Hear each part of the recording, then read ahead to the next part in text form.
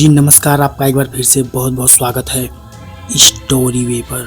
तो आज की कहानी जो है वो हॉरर बेस्ड स्टोरी है और कहानी का शीर्षक अजनबी साया। तो हम बढ़ चलते हैं कहानी की तरफ बिना किसी लेट की। काली स्याही रात थी, सुनसान रास्ता था और हवा सरसराहट लिए धीरे धीरे चल रही थी। कार के शीशे के बाहर अचानक कोई गहरा काला साया गुजरता हुआ प्रतीत होता है। गाड़ी वहीं पेड़ से टकरा जाती है। गाड़ी पर सवार पुरुष, जिसका नाम अखिलेश था, वो बेसुध हो जाता है और गाड़ी पेड़ से टकरा जाती है।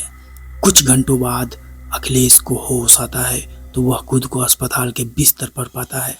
हिम्मत जुटाकर वह नर्स से पूछता है कि मुझे यहाँ कौन लेकर आया है। नर्स कहती है, तुम्हें यहाँ एक औरत लेकर आई थी। अखिलेश नर्स से कहता है, अब वह स्त्री कहाँ है।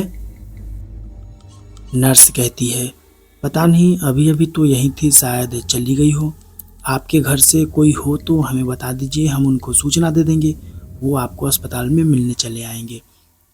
अखिलेश कहता है, मेरे घर में मेरी बीवी और 2 बच्चे हैं। सूचना मिलने पर उनकी बीवी और बच्चे अस्पताल में चले आते हैं।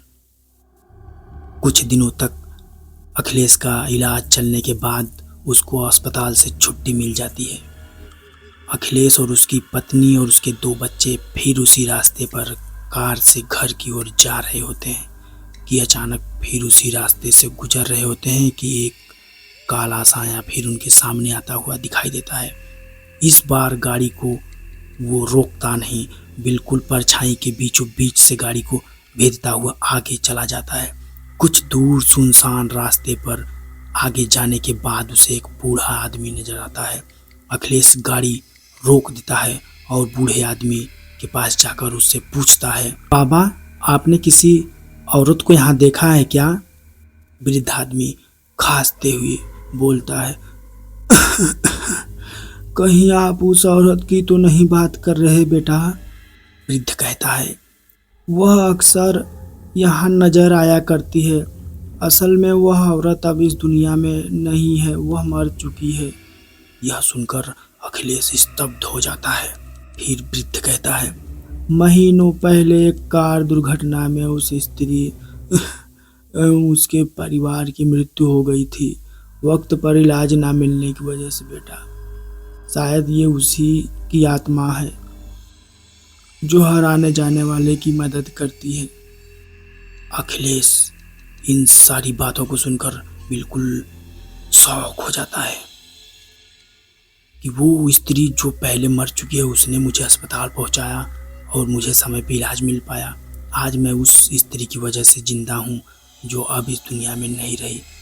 ये बात अखिलेश मन ही मन में सोचता रहा और अपने परिवार को, यानी अपनी पत्नी और बच्चों को गाड़ी में बैठाया और गाड़ी घर की तरफ मोड़ दी। तो गाइस, ये थी कहानी एक रियल घटना की। तो आपको क्या लगता है, कुछ ऐसे साया होते हैं जो खतरनाक होते हैं और कुछ ऐसे होते हैं जो फिक्रमंद होते हैं। तो आपको क्या लगता है हमें ज़रूर बताइएगा और कहानी कैसी लगी ये भी बताइएगा।